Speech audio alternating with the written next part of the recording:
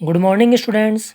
हमने अपने पिछले वीडियो में पार्ट 1 सूरदास पढ़ लिया था, जिसमें इनका कवि परिचय, पाठ परिचय और सूरदास के जो 4 पद दे रखे हैं उन 4 पदों की व्याख्याएं हम पढ़ चुके थे। अब आपको इस पाठ के अभ्यास प्रश्नों के रूप में अति लघुतरात्मक प्रश्न नंबर 4, 5, लघुतरात्मक प्रश्न 7, 8, 9, 10, निबंधात्मक प्रश्न 11, इन सभी प्रश्नों के उत्तर आपको अपनी अभ्यास पुस्तिका में करने हैं।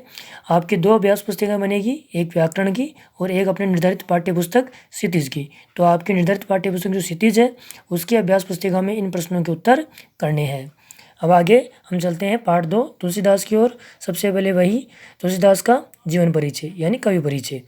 आपके परीक्षा में कवि परिचय से संबंधित एक प्रश्न पूछा जाता है, तो उसमें उस संबंधित जो कवि है उसके जन्म, मृत्यु, माता पिता का नाम, उसकी रचनाएं, विशेषताएं इत्यादि आते हैं। तो अब जिन लाइनों की मैं अंडरलाइन करा रहा हूँ उन लाइनों को आपको अंडरलाइन करना है, ठीक है। तो देखो, सबसे पहले तुलसीदास का जन्म संवत 1589 ईस्वी, मृत्यु संवत 1680 ईस्वी। आगे देखो, इसको अंडरलाइन करना है, जन्म और मृत्यु को। आगे, तुलसीदास का जन्म उत्तर प्रदेश के बांदा जिले के राजापुर गांव में संवत 1589 के लगभग माना जाता है। इनके पिता का नाम आत्माराम था, जो एक सरयू पारीण ब्राह्मण थे। इनकी माता का नाम हुलसी था। यहाँ तक आपको अंडरलाइन करना है। फिर नीचे आ जाओ, इनके गुरु का नाम नरहरि दास बताया जाता है। इनकी पत्नी रत्नावती विदुषी थी, बहुत ज्ञानवान थी, किंतु किसी कारणवश वैवाहिक जीवन अधिक समय तक न चल सका। यहाँ तक आपको अंडरलाइन करना है। फिर नीचे, संवत 1631 में इन्होंने रामचरितमानस की रचना प्रारंभ की, इसको अंडरलाइन करना है।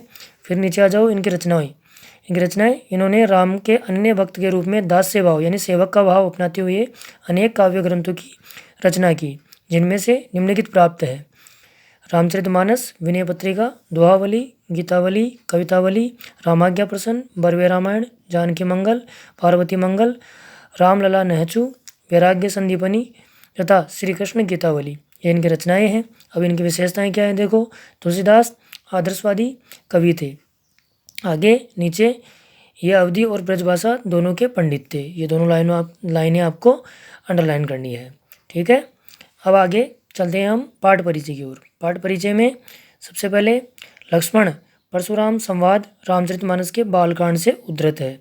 ये लाइन जो है वो आपकी आएगी जब हम व्याख्या पढ़ेंगे। तो व्याख्या में जो संदर्भ है कि ये पाठ कहाँ से लिया गया है, उसमें आपको ये लिखना है।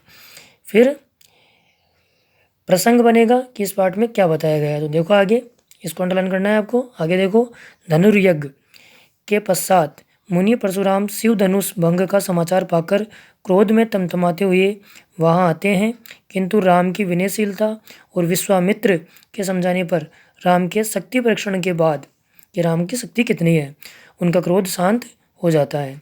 परंतु इस बीच लक्ष्मण और परशुराम के बीच व्यंग्योक्तियों से युक्त जो संवाद हुआ, जो बातचीत हुई, उस प्रसंग को यहाँ प्रस्तुत किया गया है। यानी ये चीज़ें आपकी आएगी, यहाँ तक आपको अंडरलाइन करना है। ये चीज़ें आपकी आएगी किसमें, प्रसंग में, ठीक है। अब हम चलते हैं पाठ की ओर।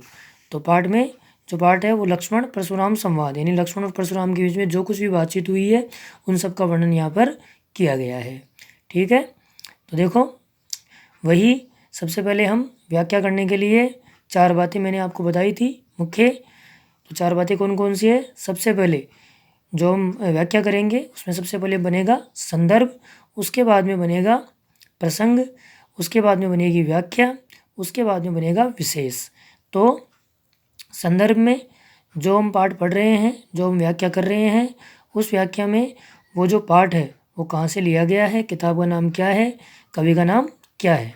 फिर प्रसंग में उस पाठ में क्या बताया गया है। व्याख्या, जो कुछ भी हम उस पाठ में पढ़ रहे हैं उसका विस्तृत वर्णन। फिर विशेष में संबंधित जो पाठ है उसमें कौन सी भाषा का प्रयोग किया गया है, कौन से शब्दों यानी तत्सम तद्भव देशी विदेशी जो भी शब्दों का प्रयोग किया गया वह है। और इसके साथ जो अलंकार हैं, सब शक्तियाँ हैं, रस हैं, जो काव्य रस हैं उनका प्रयोग। और लास्ट जो पॉइंट बनेगा, जो हमने प्रसंग में बताया है कि इस पाठ में क्या बताया गया है, वही चौथा पॉइंट आपको विशेष में लिखना है। तो आपको कुल चार पॉइंट बनाने हैं। एक संदर्भ, दूसरा प्रसंग, तीसरा व्याख्या और चौथा विशेष। ठीक है।